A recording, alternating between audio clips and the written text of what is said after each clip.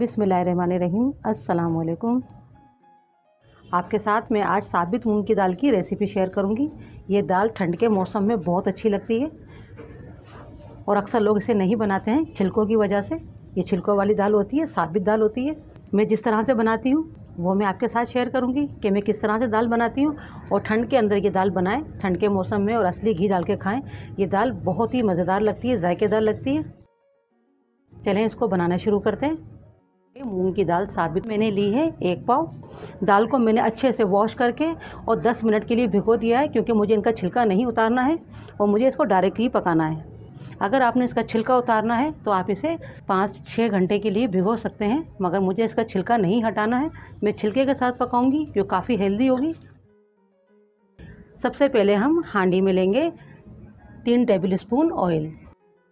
Oil गर्म हो जाए फिर हम इसमें डाल देंगे 3 अदद लौंगे हैं, टुकड़ा लिया है छोटा सा दालचीनी का, और ये 8-9 मैंने काली मिर्चें ली हैं, और आधी टीस्पून मैंने लिया है ज़ीरा।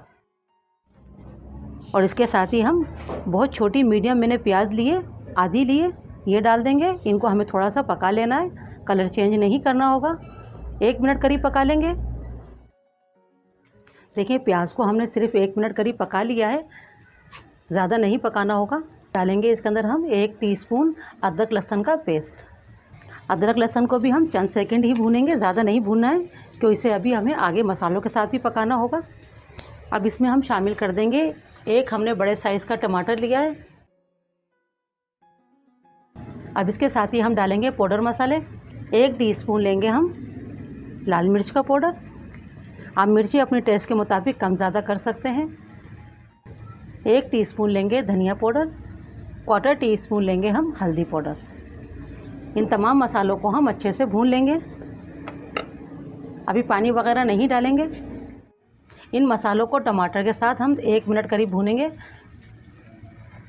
ताकि धनिए की, हल्दी की जो एक खुशबू होती है ना, वो ख़त्म करना ज़रूरी होती है, वरना क्या होता है कि हांडी ख़राब हो जाती है और उनमें स्मेल आती है धनिए की, हल्दी की। अभी गैस हमने मीडियम ही रखा है। अब थोड़ा पानी डालेंगे ताकि मसाले हमारे अच्छे से पक जाएं और टमाटर भी सॉफ्ट हो जाएं।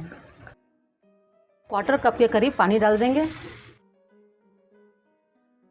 2 से 3 मिनट के लिए हम कवर कर देंगे ताकि टमाटर जल्दी से सॉफ्ट हो जाएं, और गैस को हम मीडियम ही रखेंगे।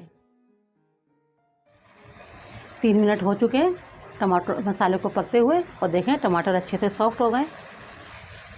दाल को हमने 10 मिनट पहले भिगोया था। मसाला भुन चुका है, ऑयल ऊपर आ चुका है।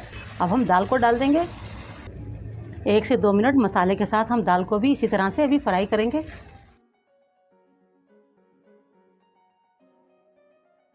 दाल को हमने 2 मिनट करीब मसाले के साथ फ्राई कर लिया है। अब इसमें हम पानी डालेंगे। 2 हरी मिर्चें डाल दी हैं। दाल को कवर करके पकने के लिए रख देंगे और गैस को हम स्लो कर देंगे ताकि दाल अच्छे से गल जाए। और तकरीबन ये दाल 20 मिनट 25 मिनट में गल जाती है, अच्छी गल जाती है दाल।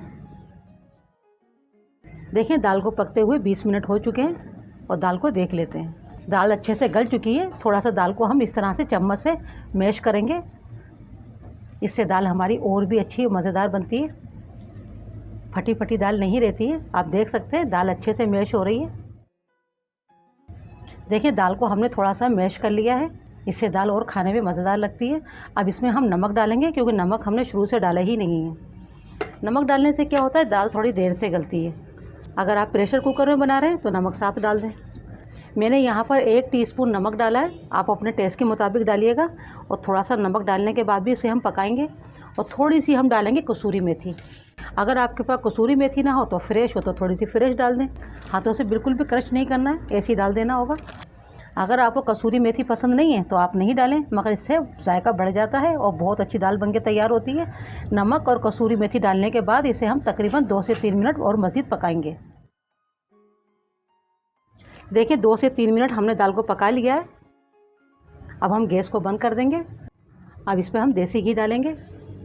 इसमें कोई तड़का वगैरह नहीं लगाएंगे, हम कोई बघार वगैरह नहीं लगाएंगे, क्योंकि हमने शुरू में ही इसको तड़का लगा दिया था।